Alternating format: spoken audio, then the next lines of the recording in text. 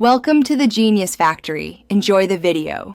You start by opening Final Cut Pro and selecting the exact clip in the timeline you want to speed change. Once selected, check the inspector so you can access retiming controls.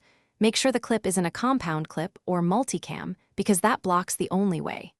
If audio needs independent adjustment, detach audio now.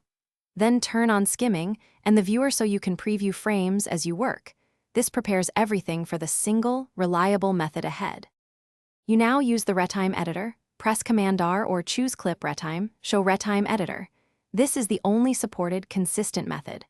Once visible, click the Retime menu to pick a preset like 2x or 50%, or choose Custom and type a percentage for precise results. To change speed inside the clip, add speed points at edit locations, then drag the segment handles to speed up or slow down. As you do this, watch the viewer. It shows real-time frame pacing. Finish by selecting the retimed clip and rendering if Final Cut asks. Then pick frame blending or optical flow from the retime menu to smooth unnatural motion. Optical flow is best for big changes.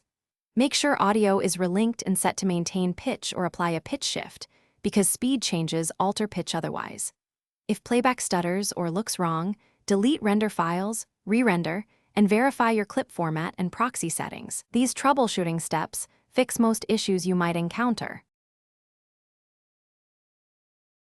Thanks for watching. If you found this helpful, don't forget to like and subscribe.